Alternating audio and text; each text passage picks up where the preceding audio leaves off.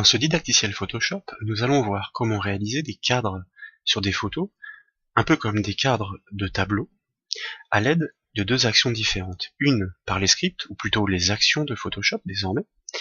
Ici, nous allons nous laisser guider, Photoshop fera tout pour nous. Et une autre, où nous allons réaliser plusieurs actions, et à l'issue, créer un cadre sur une photo, surtout à l'aide des filtres et de quelques réglages.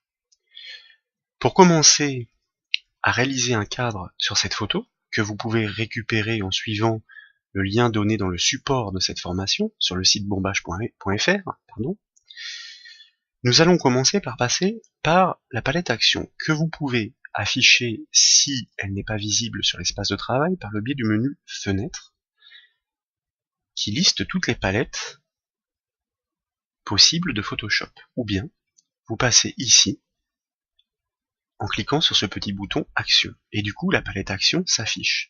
Vous remarquez qu'il existe déjà tout un tas d'actions qui sont des tâches préprogrammées qui permettent de réaliser des effets ou des réglages sur des photos.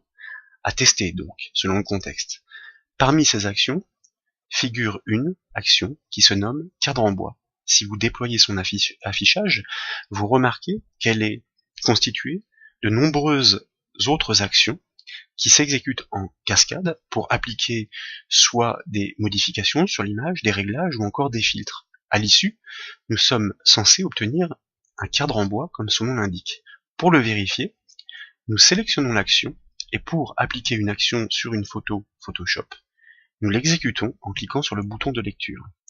Moyennant le petit message intermédiaire de confirmation, vous remarquez que les actions s'enchaînent et qu'en un clin d'œil, nous obtenons en effet un cadre en bois sur notre photo de départ. Nous avons donc bien réalisé un cadre en cliquant seulement sur un bouton de la palette Action et le résultat est obtenu.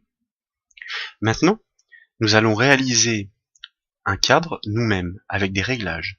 Nous fermons donc ce fichier sans l'enregistrer et nous rouvrons l'image de départ.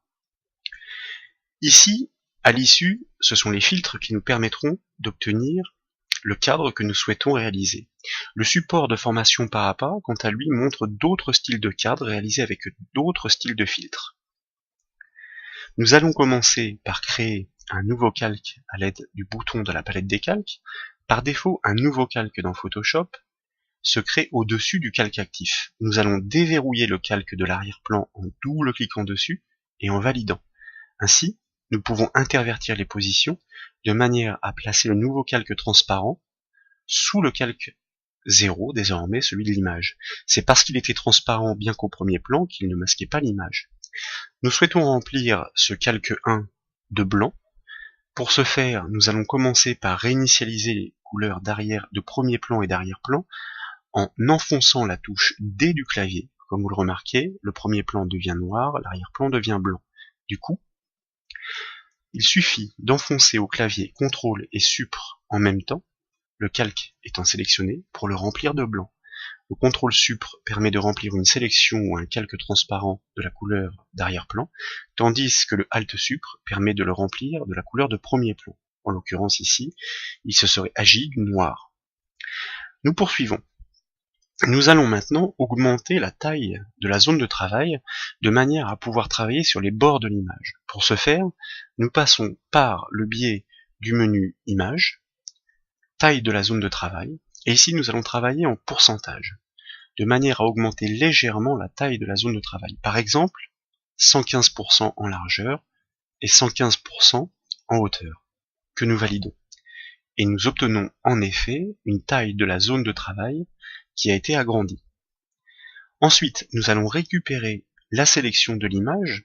Comme son calque est entouré de pixels transparents au-delà de l'image, un contrôle-clic sur son calque permet de sélectionner précisément tous les pixels de couleur, en l'occurrence ici l'image, sur le calque, comme l'indique le cadre de sélection qui entoure l'image.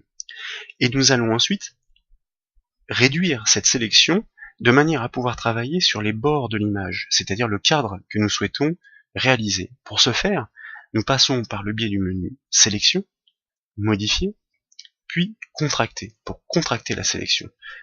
Voilà, 25 pixels est une valeur qui nous convient bien, on pourrait prendre une valeur plus ou moins grande. Nous la validons, et vous remarquez en effet que la sélection c'est contracté à l'intérieur de l'image. Nous souhaitons travailler sur la zone qui est à l'extérieur, c'est-à-dire celle-ci. Nous allons donc intervertir la sélection. Pour l'intervertir, au clavier, avec Photoshop, CTRL majuscule I. La lettre I. Et vous voyez en effet que cette fois-ci, ce qui est sélectionné, c'est le contour de l'image et les pixels transparents qui sont au-delà de l'image. Ensuite, nous allons utiliser un masque de fusion pour masquer cette sélection et pouvoir travailler sur le masque. Pour ce faire, nous passons par le biais du menu Calque, nous pointons sur masque de fusion et là, nous choisissons de masquer la sélection. Alors, vous voyez, erreur de débutant, en l'occurrence ici, le masque de fusion doit être réalisé sur l'image et non sur le fond. Donc, nous annulons par CTRL Z cette action, nous récupérons bien notre sélection et nous travaillons bien sur l'image, car c'est bien un cadre sur l'image que nous souhaitons réaliser et non sur le fond. Et nous reprenons. Calque, masque de fusion, masquer la sélection.